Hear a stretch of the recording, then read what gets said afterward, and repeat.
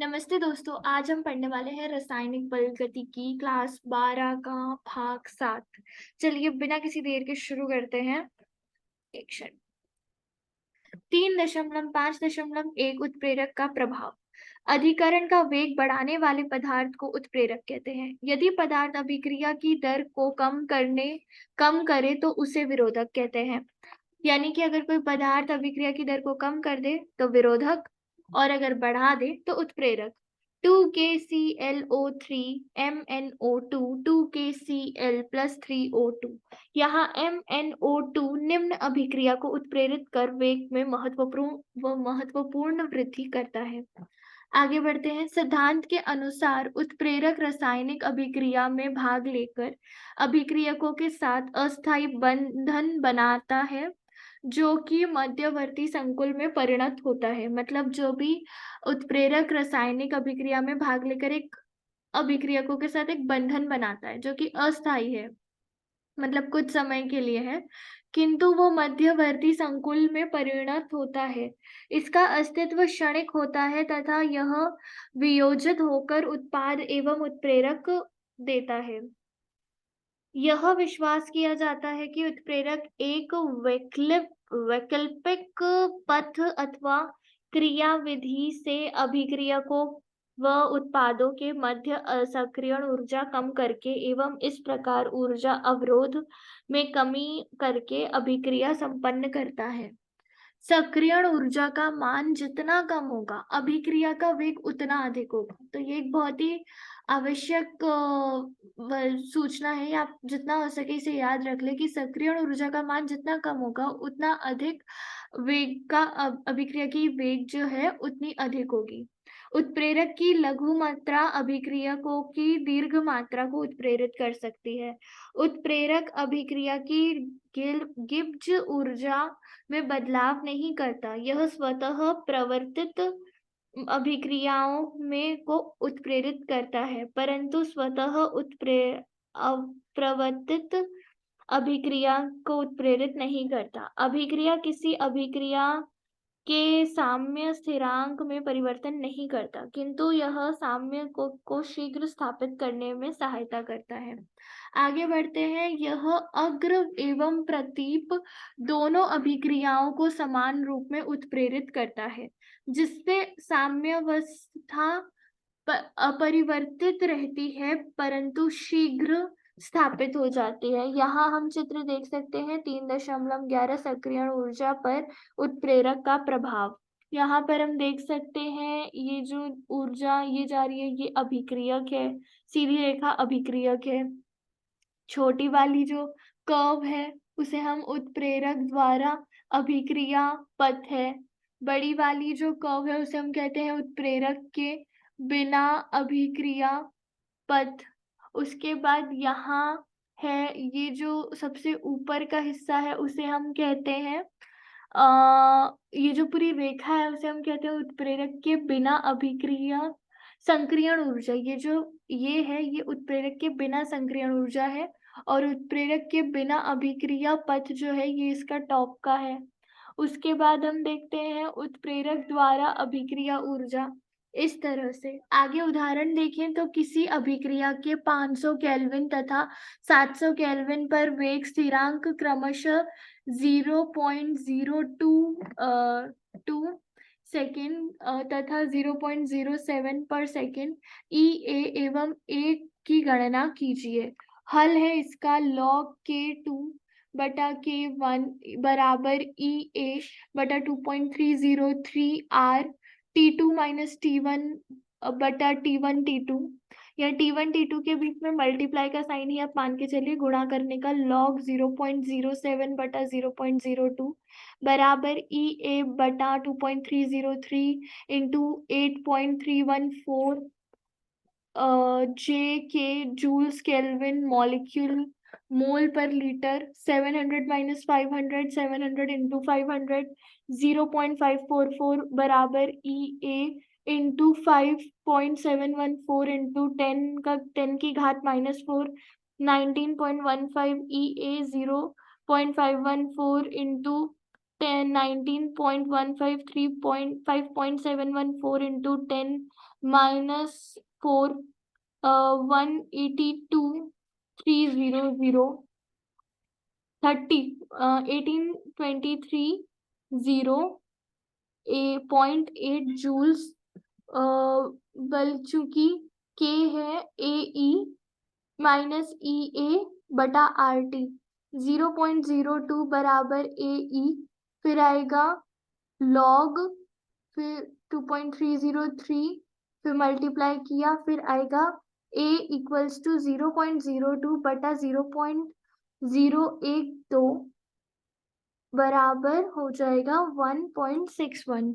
इसके आगे के उदाहरण हम देखते हैं। यह उदाहरण है 600 केल्विन ताप पर एथिल आयोडाइड के निम्नलिखित अभिक्रिया द्वारा अपघटन में प्रथम कोटि वेग स्थिरांक 1.60 इंटू 10⁻⁻5 पर सेकेंड, इस अभिक्रिया की संक्रियण ऊर्जा 209 केल्विन जूल्स पर मोल है।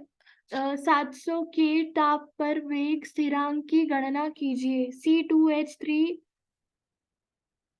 गैसीय रूप में, C2H4 गैसीय plus hydrogen iodine.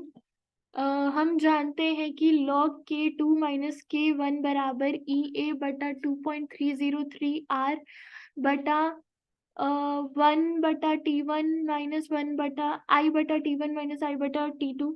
log K2 बराबर log K1 प्लस EA बटा 2.303 R I/T माइनस I/T2 बराबर log 1.60 into 10⁻5 plus 2,09,000 joules mole पर second, 2.303 into 8.314 joules molecule kelvin minus 1 plus 1 बराबर 1/600 के, मतलब I/600 के माइनस I/700 के होगा। log K2 माइनस 4.796 प्लस 2.599 बराबर माइनस 2.197 K2 बराबर 6.36 इंटू 10⁻3 पर मीटर। अब आगे हम पढ़ेंगे 3.5 रासायनिक अभिक्रिया की संगत सिद्धांत।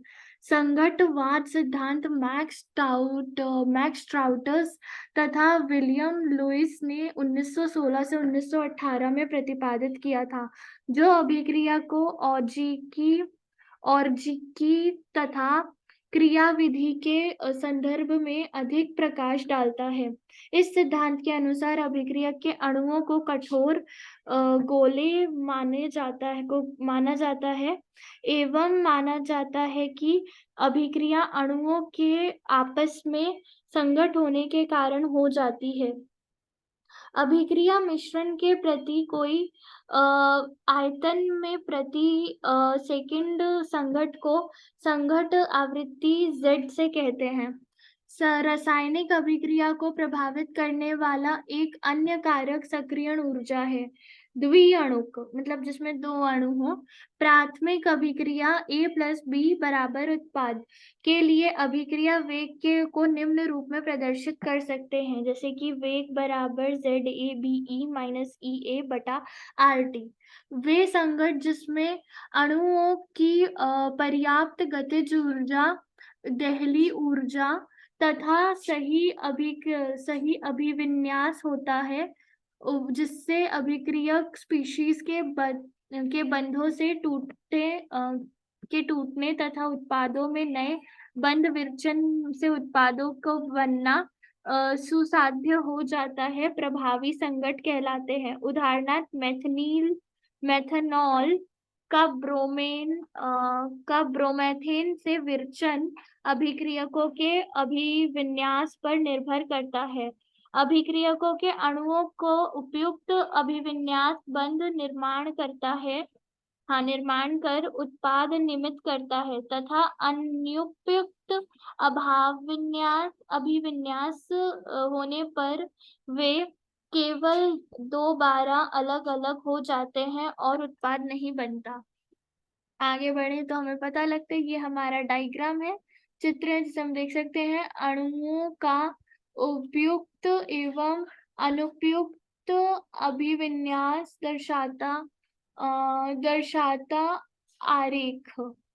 इसमें हम देख रहे हैं CH3Br ब्रोमाइन, OH, फिर CH2OH प्लस ब्रोमाइन।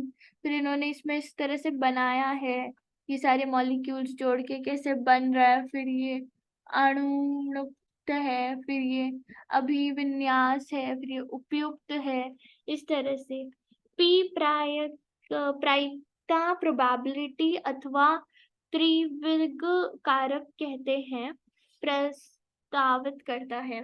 अतः संगत सिद्धांत में सक्रियण ऊर्जा एवं उपयुक्त अभिविन्यास दोनों ही साथ साथ प्रभावी संगठकों का मानक निर्धारित करते हैं, अर्थात अभिक्रिया वेग को निर्धारित करते हैं। सारांश, आज हमने सीखा है संक्रियण ऊर्जा का मान जितना कम होगा अभिक्रिया का वेग उतना ज्यादा होगा। अभिक्रिया मिश्रण के प्रति इकाई आयतन में प्रति सेकंड संघट का संघट आवृत्ति Z कहते हैं। वे संघट जिसमें अणुओं को की पर्याप्त गतिज ऊर्जा, दहली ऊर्जा तथा सही अभिविन्यास होता है, जिससे अभिक्रियक स्पीशीज के बंधों के टूटने तथा उत्पादों में नए बंध विरचन से उत्पादों का बनना सुसाध्य हो जाता है, प्रभावी संगत कहलाते हैं। धन्यवाद आप सभी का। Thank you for watching.